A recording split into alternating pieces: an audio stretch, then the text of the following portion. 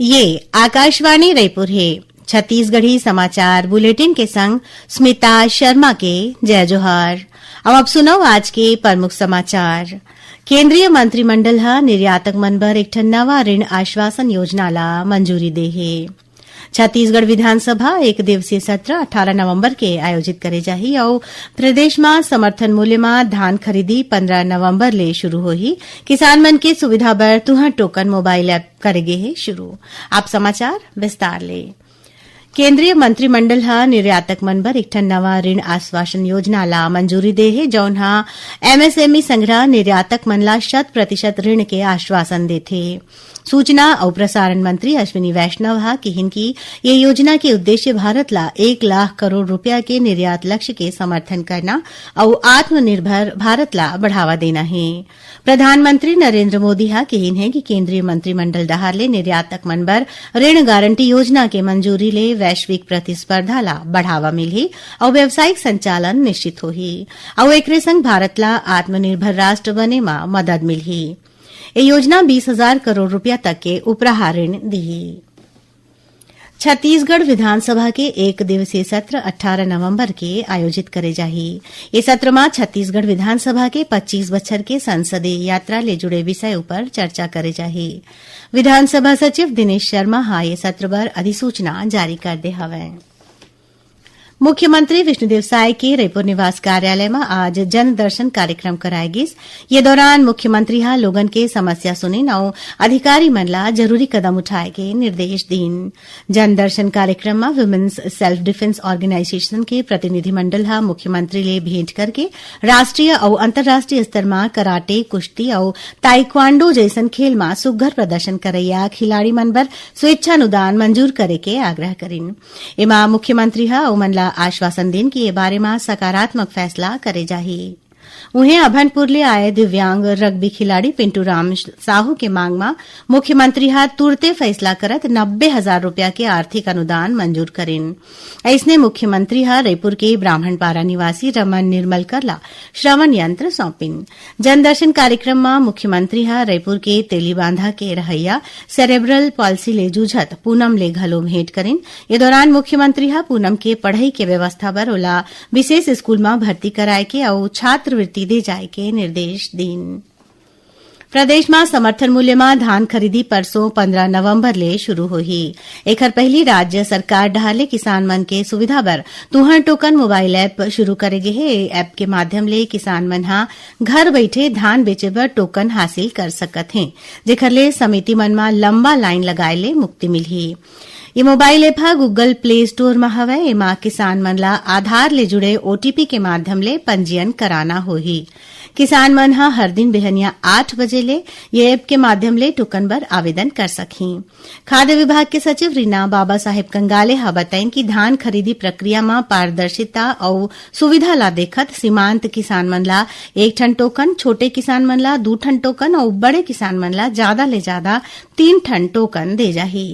ओमन बताइन कि नवा टोकन बनाए बर इतवार ले शुक्रवार तक बिहनिया 8 बजे ले संझा 5 बजे तक तय करेगे समय सीमा में आवेदन करना होही। जारी टोकन हा अवैया 7 दिन बर मान्य रही। प्रवर्तन निदेशालय ईडी हा मनी लॉन्ड्रिंग मामला में पूर्व मुख्यमंत्री भूपेश बघेल के बेटा चैतन्य बघेल के करीबन 61 करोड़ 20 लाख रुपया के संपत्ति ला कुर्क करे है। कुर्क करेगे संपत्ति में 364 आवासीय प्लॉट और खेती के जमीन हरै, जेकर कीमत करीब 60 करोड़ रुपया है। उन्हें बैंक खाता में जमा राशि और फिक्स डिपॉजिट के रूप में 1 करोड़ 24 लाख रुपया जब्त करेगे है। ईडी हा अपन जांच में पाइस कि चैतन्य बघेल हा real estate company Baghel developers के माध्यम ले अवैध कमाई ला वैध करे के प्रयास करिन। चैतन्य बघेल ला ईडी हा पाछू 18 जुलाई के गिरफ्तार करे रहिस। अभी ओमन हा जेल में हवै। छत्तीसगढ़ी समाचार बुलेटिन आप मन आकाशवाणी रायपुर ले सुनत हो। छत्तीसगढ़ के खबर ले है आपकी वास्ता और खबर के विश्वसनीयता ले है हमार वास्ता। आकाशवाणी समाचार रायपुर के प्रादेशिक समाचार बुलेटिन के संगे संग हमार समसामयिक कार्यक्रम आप रेडियो के संग अपन मोबाइल में घलो सुन सकत हो। आकाशवाणी समाचार फेसबुक, ट्विटर और यूट्यूब में घलो हावय। हमार फेसबुक पेज हरे Chhattisgarh news on AIR, Twitter handle CGAIR news और हमार यूट्यूब चैनल हरे छत्तीसगढ़ AIR न्यूज। तो अब रेडियो के संगे संग आपके मोबाइल के माध्यम ले हम आप तक पहुँचत हन। छत्तीसगढ़ के हर खबर पर सुनत रहो आकाशवाणी समाचार।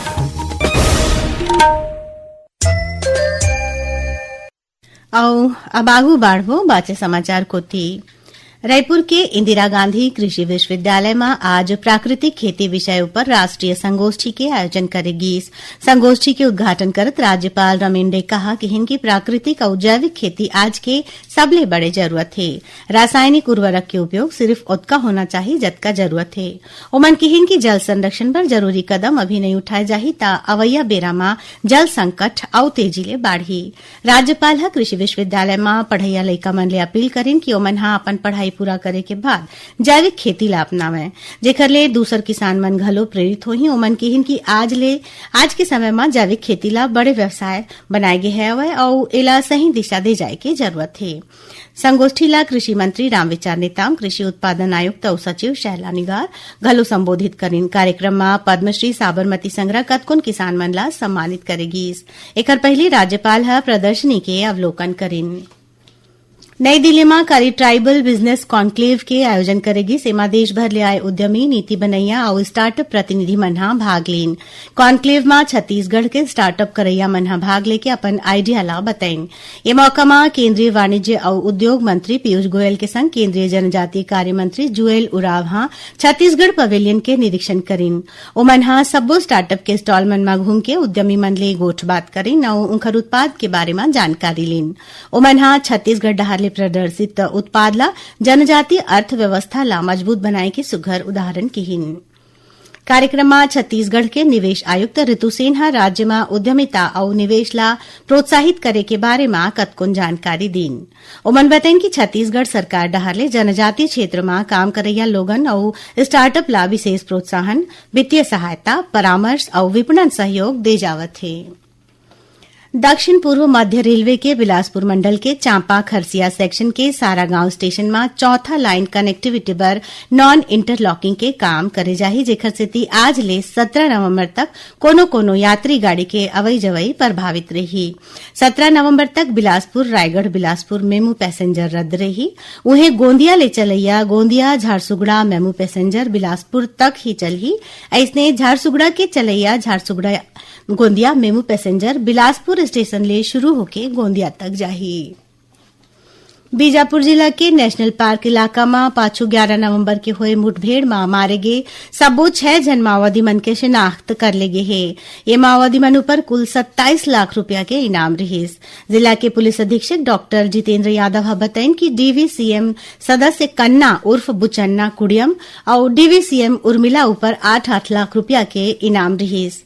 उन्हें एसीएम सदस्य जगत तामो उर्फ मोटू ऊपर 5 लाख के पार्टी सदस्य देवे भगत और मंगली ऊपर 2-2 लाख रुपया के इनाम रहीस।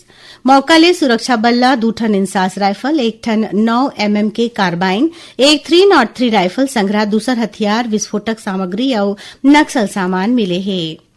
मुख्यमंत्री विष्णुदेव साय सुरक्षा बल के सफलता में कहिन कि ये उपलब्धि पुलिस बल के बढ़िया मेलजोल, साहस और सुघर रणनीति के परिणाम है। अब थोरकुन समाचार सार में। बिहार विधानसभा चुनाव बर वोट के गिनती काली बिहनिया 8 बजे शुरू हुई। 243 निर्वाचन क्षेत्र बर 2 चरण में मतदान होए रहीस। इलेक्ट्रॉनिक वोटिंग मशीन ला स्ट्रांग रूम में कड़ा सुरक्षा में राखे गे हवे।